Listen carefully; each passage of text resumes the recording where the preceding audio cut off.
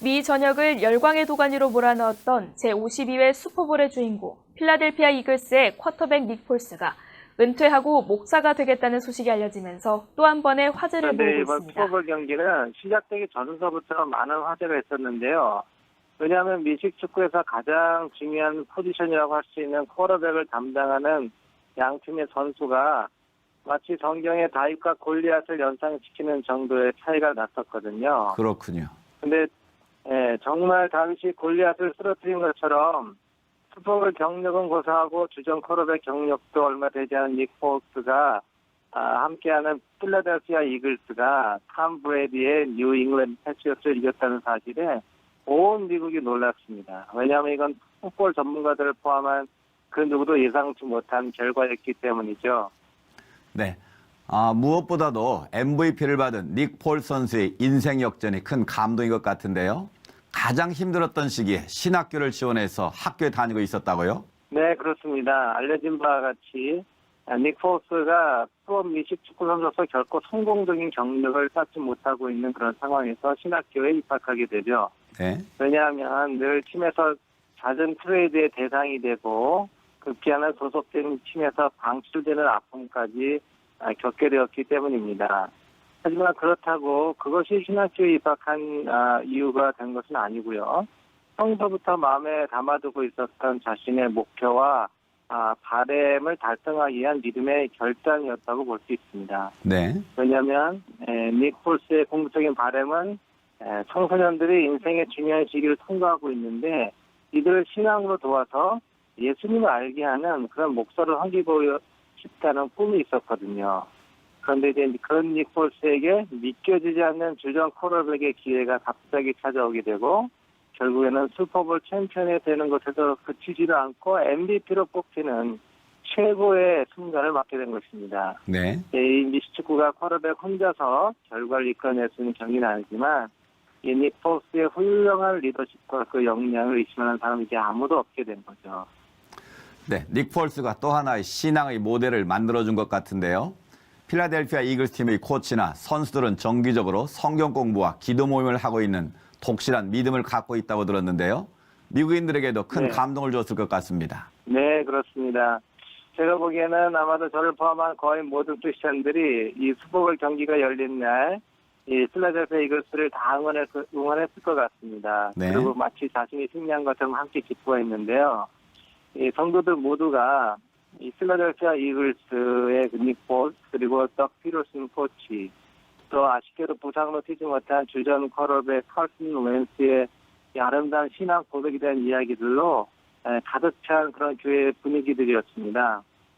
특별히 또 자신의 신앙에 대해서 담대하게 모든 사람들과 나누는 그들의 용기 또 그 고백에 걸맞는 삶의 자세가 지금 시대를 살아가는 모든 크리스찬들에게 큰 도전이 아니었습니다. For us here is that the NFL, since our Sundays are taken up, you can't go to church. So you have the opportunity to attend chapel, which is like a small church service, and we're able to get our word in. Every Monday night we have a couples Bible study. We have a Thursday night team Bible study, and then Saturday nights we actually get together the night before the game and just kind of pray, talk through the word, what guys have been reading, what they're struggling with, and just kind of keep it real with each other. To have that here in an NFL facility like this, it's really special.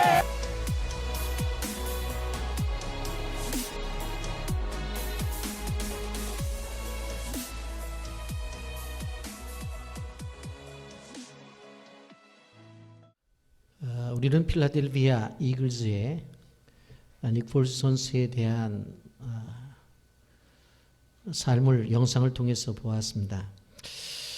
우리가 신앙의 생활을 하면서 어떻게 하나님 앞에서 바른 사고와 가치관을 가지고 살아가는가 하는 부분들이 오늘 우리의 숙제인데 우리는 그 성경에 나타난 위대한 인물들을 통해서 또 도전을 받고 깨닫고 우리는 닮아갈 수 있다고 생각을 할 수 있습니다.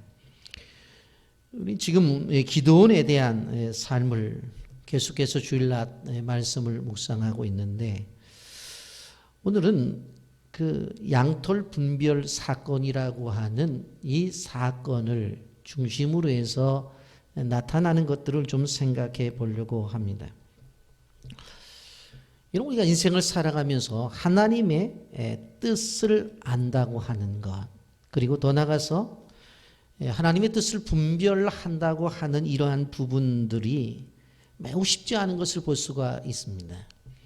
이러한 어떤 하나님의 뜻이 나타나는 것들이 또 말씀을 통해서 또한 우리의 기도를 통해서 하나님이 보여주시는 증거로 우리는 그런 것을 깨달을 수가 있는데, 오늘 이 본문에 나타나는 이제 이 분별의 사건이 그러한 것이다, 그렇게 말씀을 드릴 수가 있습니다.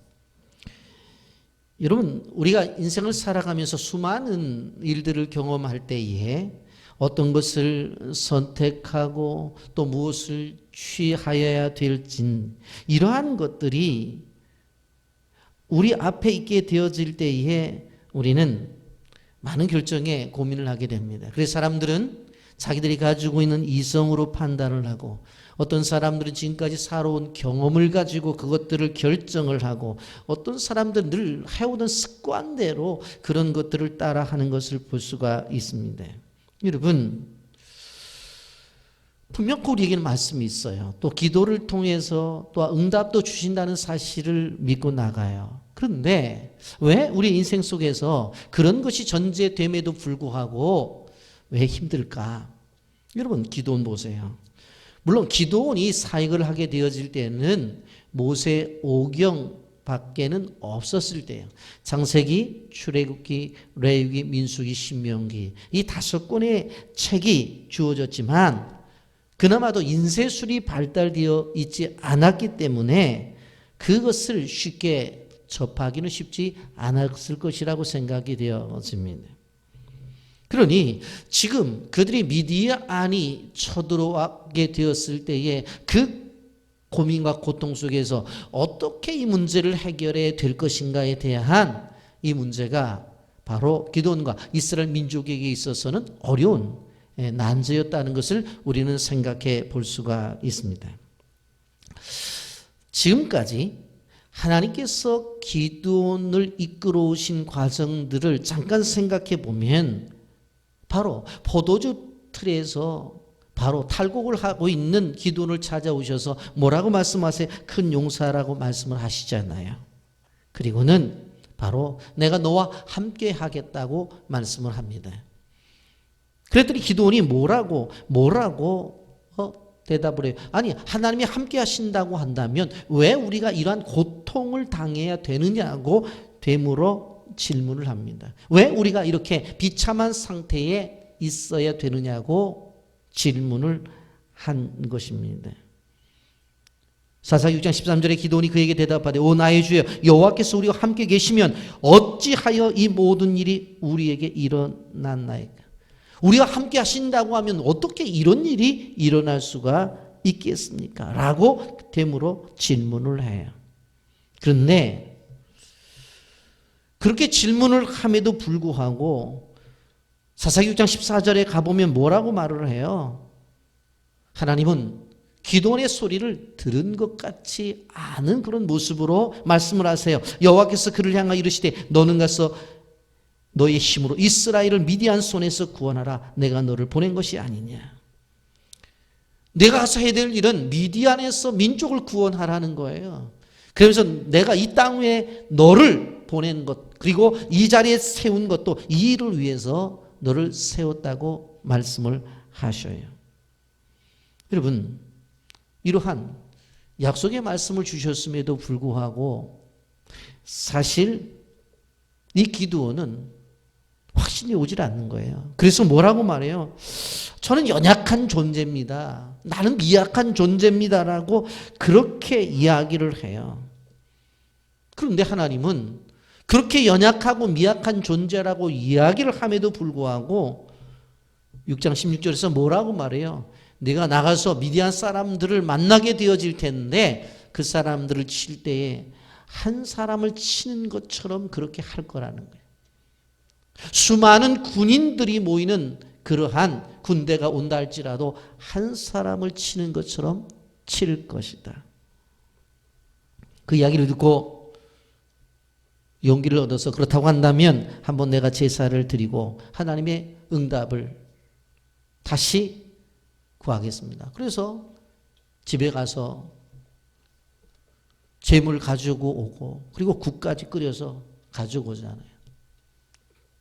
제단을 만들으라고 해서 제단을 만들었어요. 돌 위에. 그리고 그걸 부었어요. 그 여호와의 사자가 나타나서 지팡이로 가리키는데 지팡이 끝에서 불이 나오는 게 아니라 어디에서? 돌에서 불이 나와서 다 모든 걸 태우는 거예요. 그래서 그곳에서 나온 말이 여호와 샬롬이라고 하는 거. 고통과 고난 속에서도 하나님이 평안을 주신다고 하는 거예요. 여러분, 이 일을 경험한 다음에 어떻게 10명의 종들을 데리고 아버지가 관리하던 바알 신전에 가서 바알 신전을 다 때려 부셔요. 그 옆에 있던 아세라 그 상을 찍어가지고 그 나무 목상을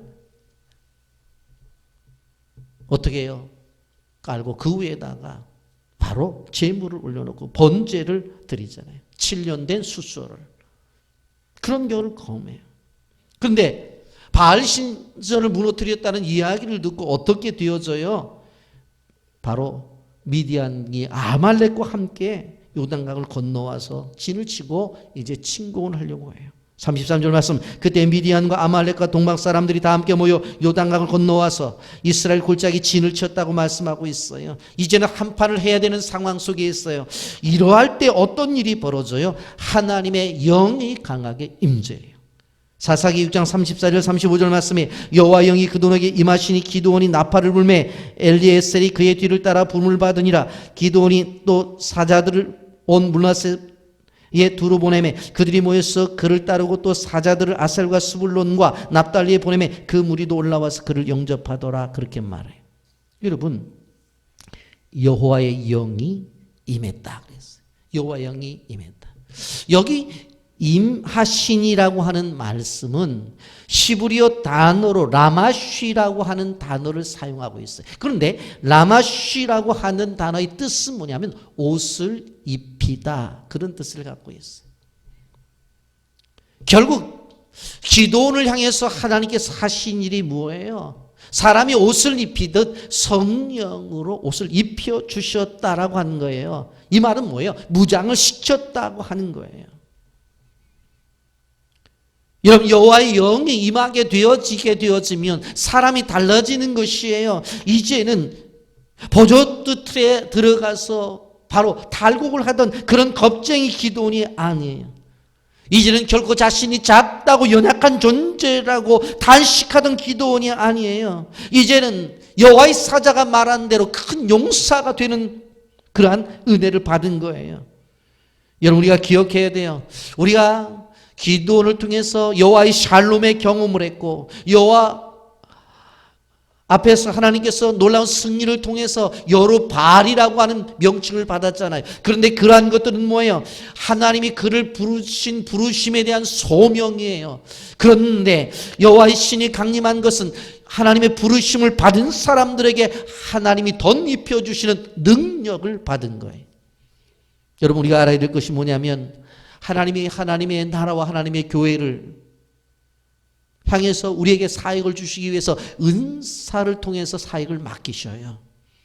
그러면 수많은 경험들을 통해서 나의 나됨이 하나님의 은혜라고 하는 것을 경험하게 되어지는데 거기에 머물러 있지 않고 더 큰 하나님의 역사를 이루기 위해서는 성령의 기름 부심을 받아야 되는 거예요. 바로 라마쉬의 역사가 나타나야 되는 거예요. 아멘. 이런 은혜예요. 능력을 덧입는 역사.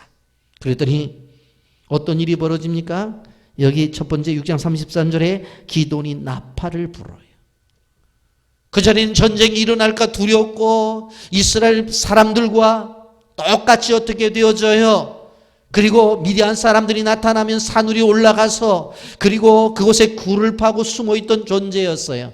먹고 살아야 되니까 내려와서 농사를 짓는데 타작을 하게 될 때 미디안 사람들이 오게 되면 다 놔두고 도망을 가는 그러한 연약한 존재였어요. 그래서 그들이 수고하고 애썼지만 다 빼앗겼어요. 그들에게 가축도 있었지만 그 가축 하나 지키지 못하는 그러한 존재였어요. 그러나 이제는 성령의 임재를 경험하게 되어지자 이제 나팔을 부는 거예요. 전쟁을 하자는 거예요.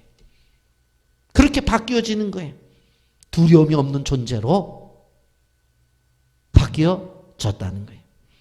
두 번째로 백성들이 기드온 앞에 모여요. 6장 34절 35절에 보면 여호와의 영이 기드온에게 임하시니 기드온이 나팔을 불매 아비에셀이 그의 뒤를 따라 부름을 받으니라. 기드온이 또 사자들을 온 므낫세에 들어오내매 그들이 모여서 그를 따르고 또 사자들을 아셀과 스불론과 납달리에게 보내매 그 무리도 올라와 그를 영접하더라. 사람들이 기드온을 중심으로 해서 모여들기 시작했어요. 왜 그랬을까? 성령의 임재를 경험하니까 그 능력을 인정하게 된 거예요. 우리가 함께 도울 테니까 함께 해보자는 거예요. 이런 놀라운 역사가 나타나는 거예요. 그리고 또 한 가지 세 번째로 기드온을 영접해. 6장 35절 하반절에 그 무리도 올라와 그를 영접하더라. 그 이전에는 함께 도망하는 자였어요. 그 이전에는 인정을 받지 못했어요. 그런데 리더십이 인정을 받았다라고 하는 것입니다. 여러분, 우리가 생각해 보면 전에 그들은 어떤 사람들이었어요? 미디안 군대와 대결하려고 일어나지 못하는 사람들이에요. 두려워 떨며 앞지 앞에 무너진 사람들이었어요.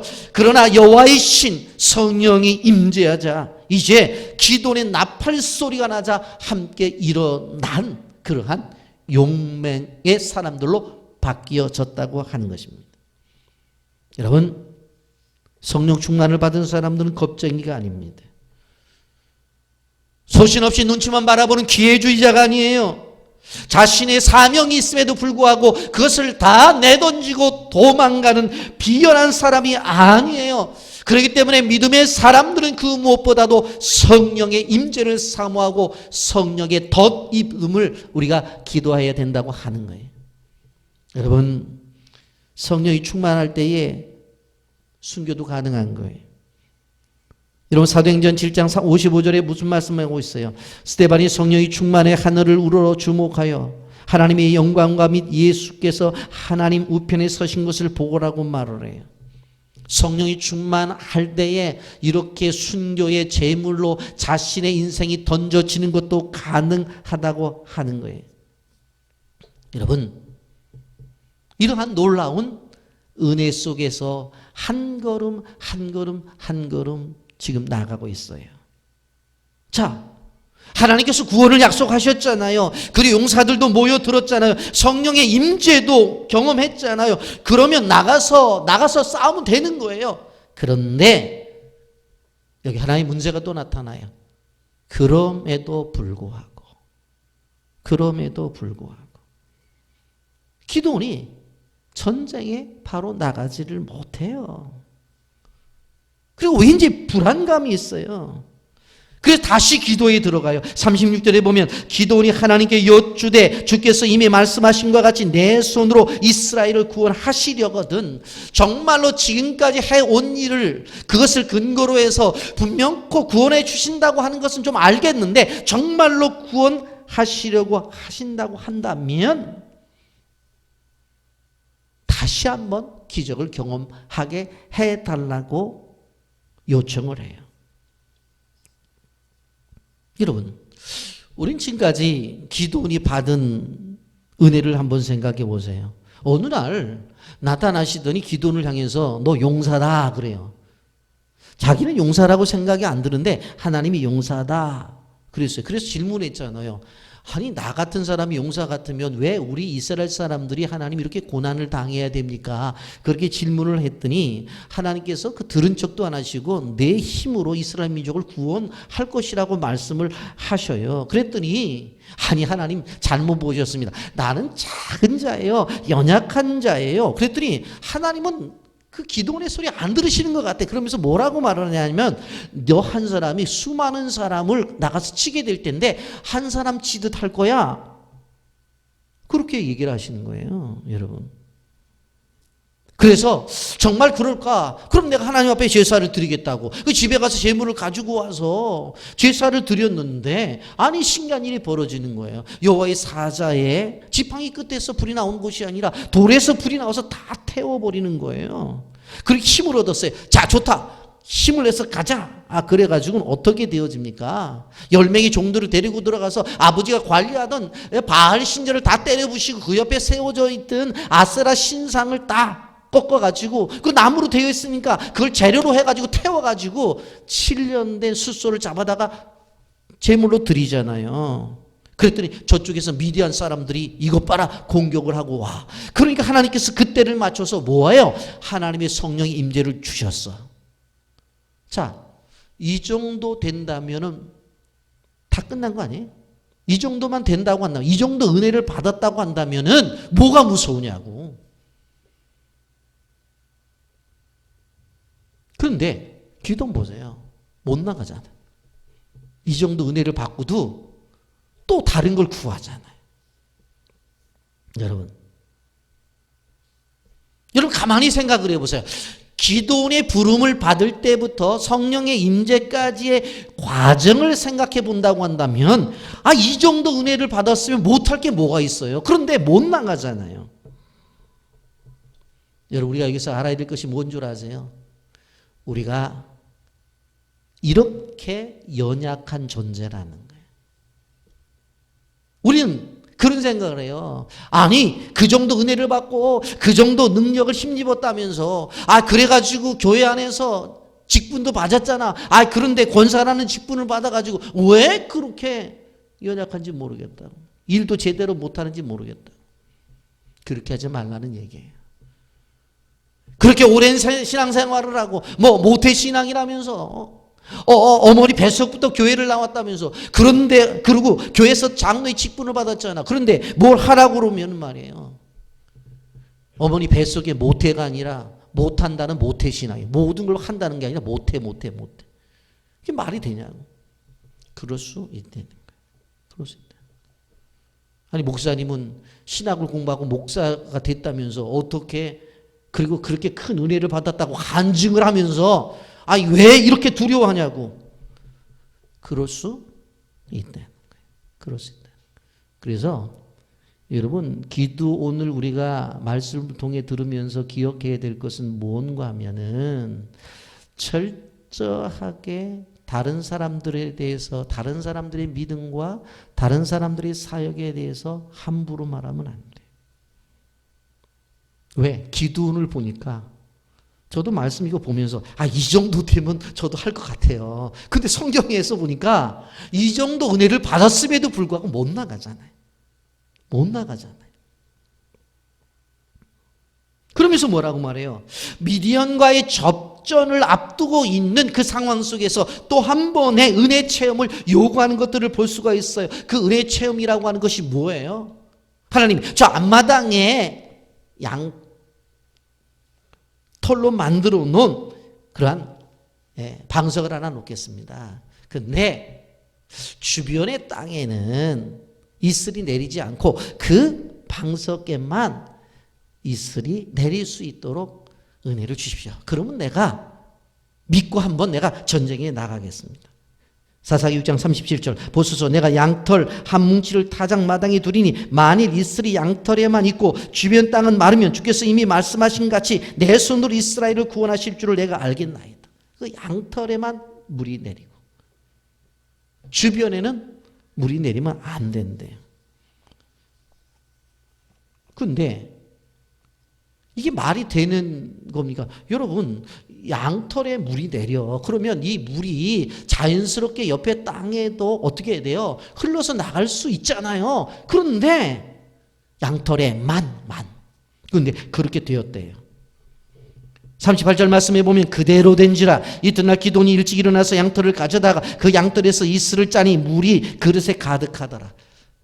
전 기도 보면서 너무 재밌어요. 저 같으면 가서 이렇게 봐서 양털이 있으면은 물이 있나 없나 보면 봐도 알잖아요. 주변은 말랐고 양털에 물이 있으면 물기가 있을 거 아니에요. 그러면 손으로 이렇게 만져볼 것 같아. 물이 있네, 진짜네. 그런데 기도는 그걸 꺼내갖고 어떻게 짰다고 그래서 쫙. 그러니까 물이 주르륵 흘러요. 물이 주르륵 흘러. 그래 그 정도 하면 또 돼야 되잖아요. 근데 여기서 하나를 더 얘기해요. 하나님 다시 한 가지를 요구하겠다. 하나님이 도대체 또 뭘 요구하냐? 거꾸로요.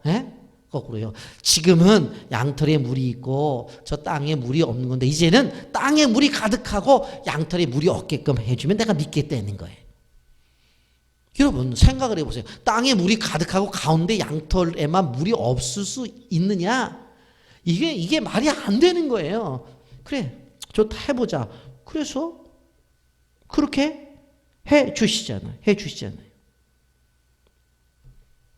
근데 이러한 과정 속에서 여러분들이 아셔야 되는 게 뭐냐면 지금 쳐들어온 이스라엘을 괴롭히고 있는 종족이 어느 종족이에요? 미디안 족속이라고 그랬죠. 그러면 도대체 미디안 족속이 어떤 족속이냐?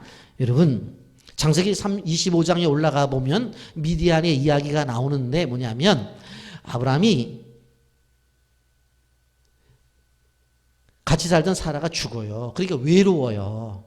외로워가지고 후처를 얻게 되어지는데 그 후처의 이름이 구두라는 여인이에요. 근데 구두라가 6명의 아이를 낳게 되어지는데 4번째 아들이 미디안이에요.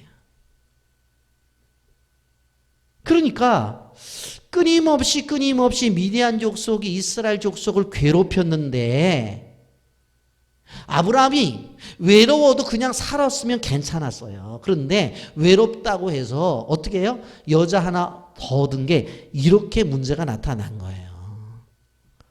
그러니까 남자 성도님들한테 말씀드려요. 외로워도 그냥 사세요. 예? 그거 괜히 외롭다고 해다가 문제 커진다고. 이것뿐만이에요. 여러분 생각해 보세요. 아이 못 낳는다고 그래갖고 그 부인이 하가를 하룻밤 자라고 그랬더니 하룻밤 잤어요. 그랬더니 이스마엘을 턱 낳았어요. 그 이스마엘이 어떻게 되어져요? 여러분 아랍 쪽의 조상이 되잖아요. 지금 중동의 문제가 뭐예요? 지금 그 이스마엘 족속들이 가지고 있는 문제란 말이에요. 그러니까 하나님 말씀도 들을 거 듣고 안 들을 거 들어야지 그냥 아무거나 듣는 게 아니에요. 그러니까 결국 이 아브라함이 믿음의 조상이라고 하지만 실질적으로 하가를 통해서 난 이스마엘과 그리고 그두라를 통해서 난 아이들 그 속에 또 아말렉 족속이 나와요. 그러니까 이게 그 속에서 문제들이 커지는 거예요. 여러분 근데 미디안의 전투력이라고 하는 건 대단한 전투력이었어요. 이스라엘 군대로서는 도저히 감당할 수가 없는 전투력이었어요. 그래서 끊임없이 기도니 하나님이 함께 하시는 것을 확인하고 싶은 거예요.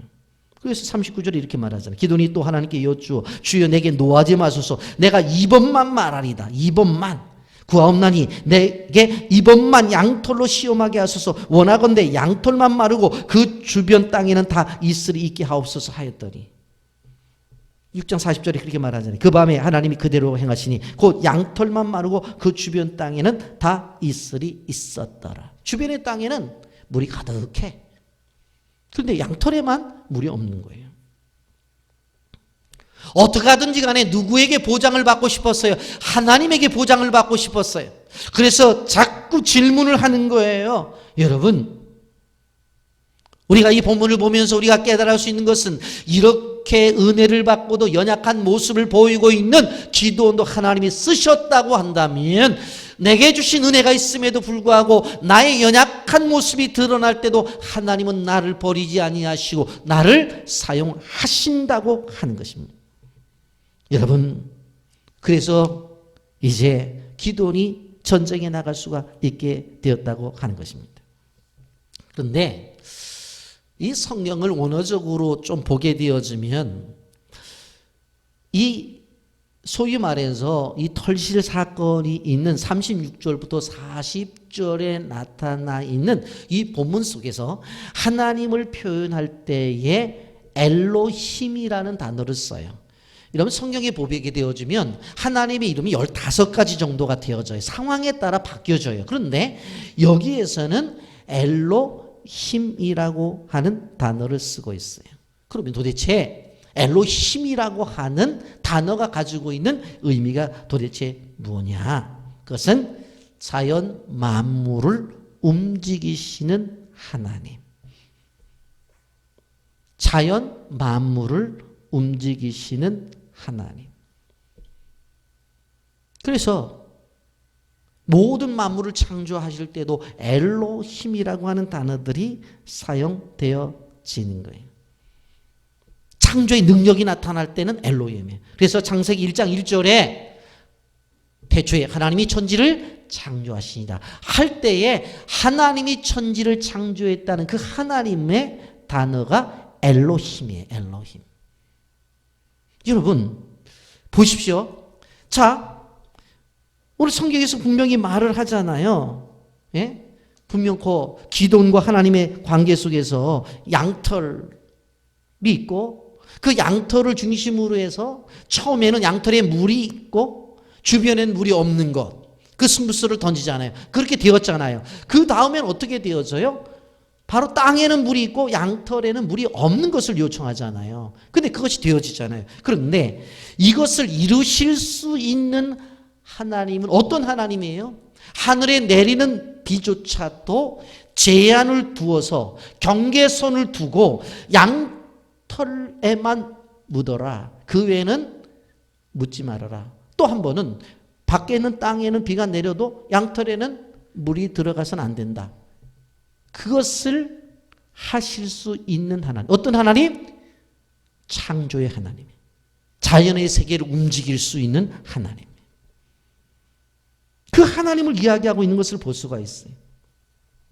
근데 이 엘로힘이라는 단어는 실질적으로 복수예요. 복수. 형태를 취하고 있는데 이 복수 형태를 취하고 있는 엘로힘이 사역의 현장 속에서는 단수 형태로 나타나요.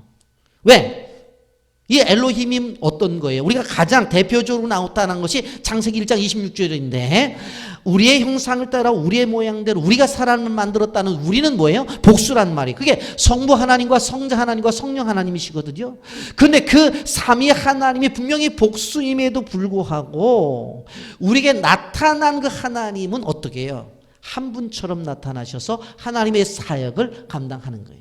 그리고 우리에게도 하나님의 모습이 있고 예수 그리스도의 모습이 있고 성령의 인도하심이 있는 게 분명해요. 그런데 우리가 믿음의 생활을 하게 되어질 때 야, 이쪽으로 보니까 성부 하나님의 모습이고 이쪽에 보니까 성자 하나님의 모습도 있네. 이쪽에 보니까 성령의 인도하심도 있네. 그렇게 하지 않거든요. 그냥 하나님의 인도하심. 그렇게 보잖아요. 하나로 보잖아요. 그러니까 이 원어적으로 보게 되어질 때에 엘로힘이라고 하는 것은 분명코 복수적인 그러한 의미를 갖고 있어요. 그런데 그분이 사역할 때는 하나로 움직여요. 여러분 성경 속에서 나타날 때 창조적인 그러한 역사 속에 나타날 때는 성경에 보면 엘로힘이라는 단어가 정확하게 들어가 있는 것을 볼 수가 있어요. 출애굽기 20장 1절, 신명기 6장 4절, 사무엘하 22장 32절 끊임없이 성경 속에서 없는 것을 만들어내는 이 사역 속에는 어떤 하나님이? 엘로힘 하나님이 나타나요. 그래서 한번 기회가 되면 성경에 나타난 하나님의 이름 15가지를 좀 가지고 어떤 때 하나님이 이런 이름을 쓰셨는가에 대해서 설교를 좀 한번 해야 되겠다 하는 그런 생각을 제가 가지고 있습니다. 여러분 양털에 이슬이 맺혔어요. 은혜의 표상이에요. 그리고 양털 주변에는 이슬이 맺혔고 그리고 양털에는 안 맺혔어요. 뭘 얘기하는 거예요? 승리를 약속하는 거예요. 여러분 우리는 야 기도원 정말로 그렇다. 어떻게 하나님한테 이럴 수가 있어. 뭐 세상으로 말하면 이거 버르장머리 없는 거 아니야. 한두 번 해서 했으면 되는 거지. 뭐 또 하고. 그런데 여기서 중요한 걸 깨달아야 돼요. 기도원이 하나님 앞에 표징을 구한 것은 개인적으로 사리 사역을 위해서 구한 것이 하나도 없다는 거예요. 그것은 그 나라와 그의 의를 위해서 그 민족을 위해서 구한 거예요. 여러분 우리가 일상생활을 하면서 하나님과의 승부수를 많이 던지고 그 승부수를 통해서 하나님 앞에 응답을 받을 수 있어요. 그런데 가만히 생각해보면 그것이 나의 가정과 어떻게 보면 내가 잘 살기 위해서 내가 세상 속에서 인정을 받기 위해서 하나님 앞에 요구하는 것들이 많다는 거예요. 그런데 기도는 끊임없이 요구하고 응답을 받고 또한 하나님 앞에 도전적인 언어를 하고 한 번만 하면서 하나님 앞에서 나가는 이 내용을 끊임없이 용사라고 음성을 들을 때부터 지금까지 온 것을 보면 한 가지도 자기를 위한 건 없었어요. 이게 중요한 거예요. 우리가 생각해 보면 하나님도 지칠만 하잖아요. 하나님이 왜 끝까지 이렇게 응답을 해 주셔야 돼요? 하나님은 그걸 아셨어요. 지금 기도원이 구하는 것은 네 인생과 너희 가정과 이런 것을 위해서 구하는 것이 아니라 나의 백성을 위해서 구하는 거라는 걸 알았기 때문에 하나님이 참고 견디면서 나가시는 거예요. 그걸 알아야 돼 우리가. 절대로 사욕을 위해서 구하지 않았다고. 말하자면 이스라엘 민족을 어떻게 해요? 미디안의 침략에서 구원하기 위해서 하나님의 표징을 구한 거란 말이에요. 왜요? 자기는 승리를 해야 돼요. 그래야지만 이 민족이 살아요. 잘못해서 자기가 잘못 판단해가지고 전쟁에 실패를 하게 되면 이 많은 사람들이 죽어나가잖아요. 그래서 더욱더 확실한 증거가 필요했다고 하는 거예요. 이 말을 신약적으로 표현한다면 하나님의 교회 안에서 일을 할 때 수많은 표징들을 우리가 구할 수 있다고 하는 거예요. 그리고 더 나아가서 그러한 것을 받고 우리가 하나님의 일을 해야 된다고 하는 것을 우리는 기억해야 되는 것입니다. 이러한 은혜를 받으니 약한 자가 강하게 되어져요. 겁쟁이가 큰 용사가 되어져 버려요. 이제 부름받은 그 확증이 이스라엘 사건을 통해서 나타난다고 하는 것입니다. 이러한 주님의 종들이 되기를 주님의 이름으로 축복합니다. 여러분, 그런데 그럼에도 불구하고 우리가 중요하게 생각하는 또 한 가지가 있습니다. 그것이 뭐냐면 이러한 은혜를 받았더라도 가만히 있으면 아무 소용이 없어요. 이런 은혜를 받았으면 어떻게 해야 돼요? 믿음으로 발걸음을 내딛어야 돼요. 믿음으로 발걸음을 내딛어야 돼요. 아무리 분명하게 하나님의 뜻을 알고 하나님의 생각을 읽었어요. 하나님께서 나를 향해서 우리 교회를 향해서 원하시는 분명한 뜻을 알았어요. 그런데 가만히 있으면 아무 소용이 없는 거예요. 용사라고 부름을 받을 때부터 시작해서 양털의 은혜의 체험을 했어요. 그런데 가만히 있으면 무슨 소용이 있어요? 여러분 7장 1절 말씀 보세요. 여룹바알이라 하는 기드온과 그를 따르는 모든 백성이 일찍이 일어나 하룻샘 곁에 진을 쳤고 미디안의 진영은 그들의 북쪽의 모래산 앞 골짜기에 있었더라. 이제는 어떻게 기드온이 일어났어요. 그랬더니 모든 백성들이 같이 동참을 해요. 그리고 아침 일찍 일어나 전쟁을 하러 나가는 거예요. 이게 없으면 소용이 없어요. 분명 꼭 객관적인 전력은 열쇠예요. 지금까지 생각해보면 경험도 없어요. 그럼에도 불구하고 그가 나갈 수 있었던 것은 뭐예요? 그에게 주신 하나님의 말씀과 그게 경험한 하나님의 은혜, 체험이 그에게 힘이 되었던 거예요. 그러니 이제는 나가자고 일어나 나갔던 것을 볼 수가 있습니다. 이런 하나님의 뜻을 아는 것도 중요하지만 하나님의 뜻을 알았다고 한다면 그 다음에는 그 뜻을 이루기 위한 믿음의 행동이 중요한 거예요. 그 행동이 없으면 소용없어요.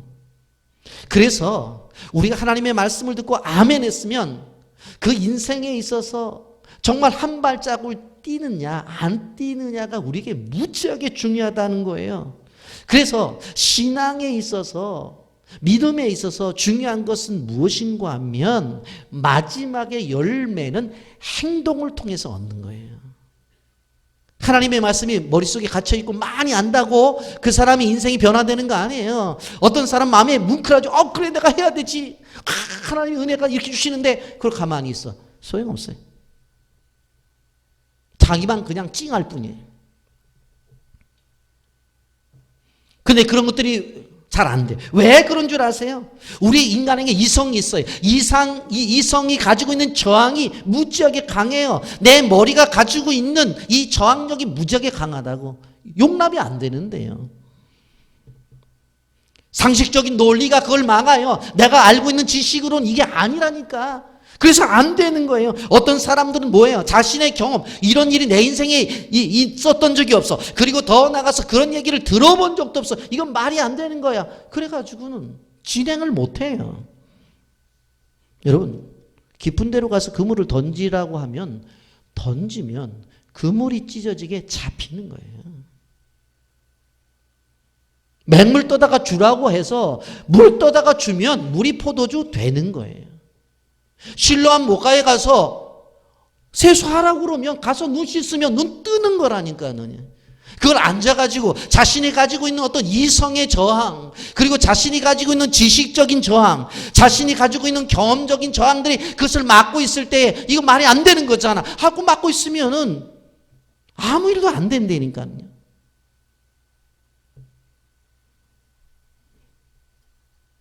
여러분, 출애굽을 하고 있는 이스라엘 백성들에게 뭐라고 말해요? 나가라고 말해요. 나가라고 말하잖아요.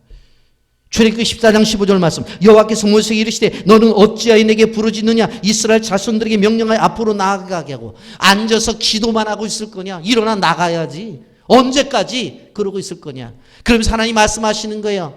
예? 말뚝을 뽑아라. 그리고 텐트를 걷어. 그리고는 나가라는 거예요. 나가라는 거예요. 그런데 그 앞에는 무엇이 있어요? 넘실대는 파도가 있다고 하는 것입니다. 그렇지만 넘실 때는 파도가 있지만 더 이상 진치지 말고 앞으로 나가라고 그렇게 요구하는 거예요. 예?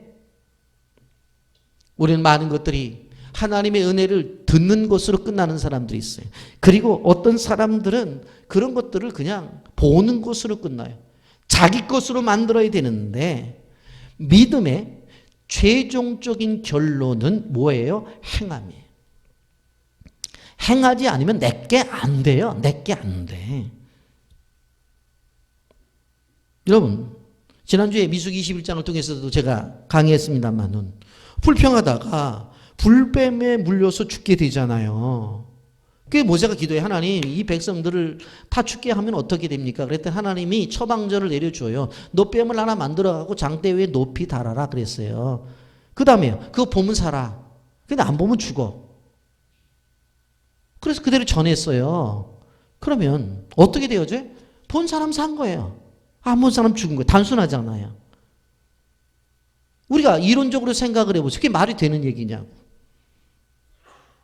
지금 뱀에 물려 죽게 생겼는데 병원에 가든지 약을 구해서 바르든지 처방이 나와야 되는데 너 뱀 쳐다보면 산대.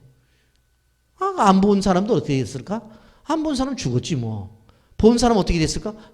본 사람 살았지 뭐. 아주 단순해요. 단순해. 히브리서 12장 29절에 믿음으로 그들은 홍해를 육지같이 건넜으나 애굽 사람들은 이것을 시험하다가 빠져 죽었으며 그렇게 말을 해요. 여러분, 우리는 우리가 둘러싼 상황 이런 것들을 바라보지 말고 바닷길을 내시는 하나님을 믿으면서 하나님의 말씀대로 우리가 움직임이 필요하다는 거예요. 그래서 신앙을 가진 사람들은 뭐에 꿈틀거려야 돼요. 교회는 꿈틀거려야 돼요. 교회는 끊임없이 움직여야 되는 거예요. 하나님의 말씀을 듣고 가만히 앉아있는 것이 아니라 이 땅에서 열방까지 끊임없이 움직이게 되어질 때에 그것이 건강을 유지하는 거예요. 우리 위치도 마찬가지잖아요. 힘들어도 움직여야 되잖아요. 그렇지 않고 가만히 드시고 앉아만 계시면 포동포동 살은 찌는데 그거는 건강한 게 아니에요. 빌립보서 3장 13절 14절 말씀. 형제들아, 나는 아직 내가 잡은 줄로 이기지 아니하고 오직 한 일 즉 뒤에 있는 것을 잊어버리고 앞에 있는 것을 잡으려고 표대를 향하여 그리스도 예수 안에서 하나님의 위에서 부르신 부름의 상을 위하여 달려가노라. 아멘. 따라서 하십시오. 부름의 상을 위하여 달려가노라. 부름의 상을 위해 달려가는 거예요. 히브리서 10장 37절 또 39절 말씀에 보면 잠시 잠깐 후에 오시리니 지체하지 아니하시리라. 나의 의인은 믿음으로 말미암아 살리라. 또한 뒤로 물러가면 내 마음이 그를 기뻐하지 아니하리라 하셨느니라. 우리는 뒤로 물러가 멸망할 자가 아니요 오직 영혼을 구원함에 이르는 믿음을 가진 자니라. 우리는 뒤로 물러가는 존재가 아니라 앞을 향해 달려가는 존재라는 거예요. 여러분, 아브라함의 경우를 보세요. 어느 날 번제물로 자기 아들을 바치라는 거예요. 아브라함도 그런 생각을 했을 거예요. 아니, 백세에 준 아들을 바치라고. 이거 혹시 내가 잘못 들은 거 아닌가? 그런 생각할 수 있죠. 그런데 아브라함은 바로 어떻게 해요? 그 아들을 드리려고 떠나잖아요. 창세기 22장 3절. 아브라함이 아침 일찍 일어나 나귀 안장을 지우고 두 종과 그의 아들 이삭을 데리고 번제에 쓸 나무를 쪼개 가지고 떠나 하나님이 자기 일로 준 곳으로 가더니 그랬어요. 움직이잖아요. 말씀이 오니까 행동하잖아요. 그리고는 모리아산으로 가요. 그리고는 그 아들을 잡아서 드리려고 했었을 때에 하나님께서 나타나셔서 말씀하시잖아요.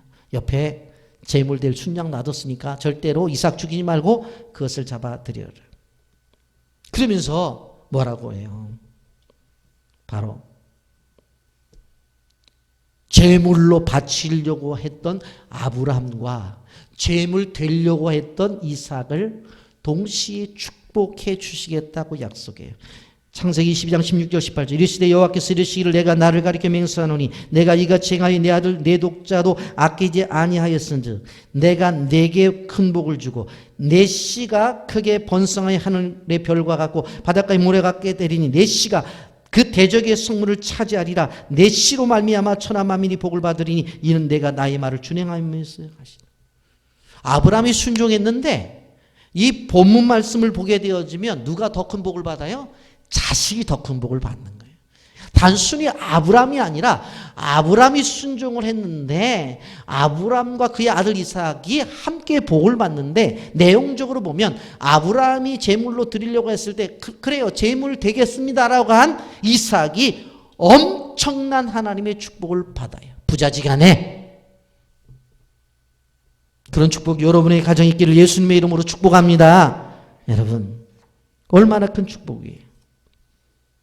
축복의 장이라고 하는 신명기 28장에 가보세요. 28장 1절. 내가 내 하나님 여호와의 말씀을 삼가 듣고 내가 오늘 내게 명령하는 그의 모든 명령을 지켜 행하면 내 하나님 여호와께서 너를 세계 모든 민족 위에 뛰어나게 하실 것이라고 했어요. 여기에 보면 명령이 나오죠. 하나님의 뜻이 나오죠. 그것에 대한 순종이 나오죠. 그러면 민족 위에 뛰어나게 하실 거라고 했어요. 여러분 반에서 투표를 해서 반장을 뽑죠. 반의 대표예요. 학교에서 투표를 뽑아요. 학생회장이에요. 학교의 대표지. 여러분 이제 얼마 안 있으면 4월 15일 날 국회의원 선거를 할 텐데 지역의 대표를 뽑는 거잖아요. 대통령 선거를 하는 대통령 뭐예요? 나라의 대표잖아요. 그런데 그것을 뛰어넘어서 세계 모든 민족 위에 뛰어나게 하실 것이다. 어떤 사람에게? 말씀을 순종하는 사람에게. 말씀을 순종하는 사람에게. 여러분 우리는 기억해야 됩니다. 복만 요구하는 것이 아니라 복을 받을 수 있는 조건을 만들어야 된다고 하는 거예요.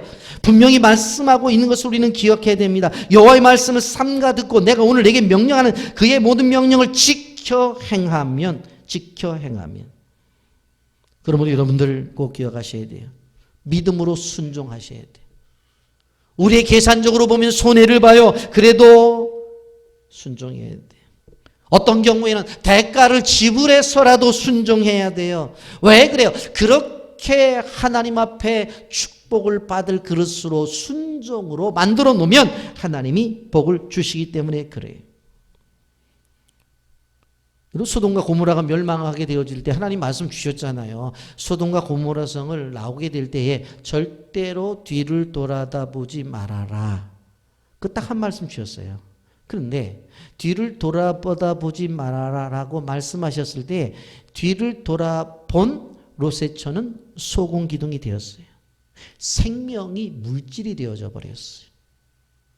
그런데 다른 실질적으로 롯의 처와 두 딸은 어떻게 돼요? 뒤에 안 돌아보아 가지고 생명을 구원하잖아요. 말씀을 주셨을 때에 그 단순한 거예요. 뒤 돌아보지 말라고 했는데 뒤돌아봤어. 불순종, 소금 기둥. 뒤 안 보고 갔어. 생명 유지하는 거예요.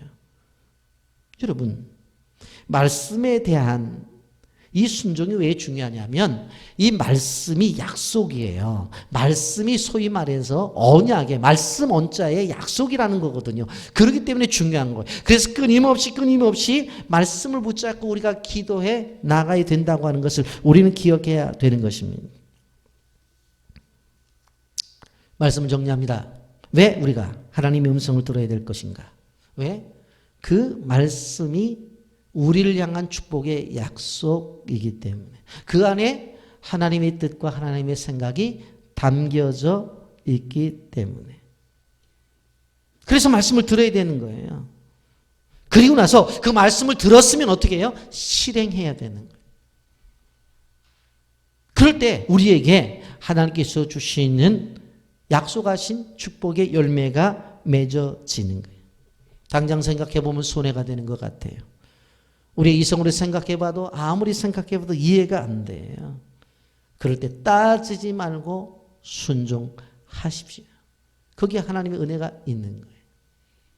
여러분, 그 하나님께서 주시는 그 놀라운 은혜를 받기 위해서 기드온은 끊임없이 하나님과 대화를 하면서 한 걸음 한 걸음 간 거예요. 그래서 다음 주일 이제 우리는 기드온의 300명 용사라는 제목을 가지고 이제 어떻게 전쟁이 일어나는가 그것에 대해서 이제 말씀을 듣게 될 것입니다. 여러분 일어서십시오. 들으신 말씀 있으면 달려나가십시오.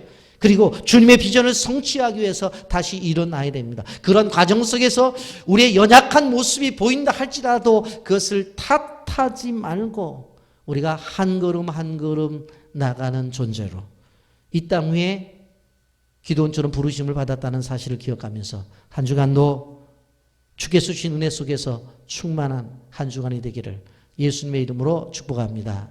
아멘.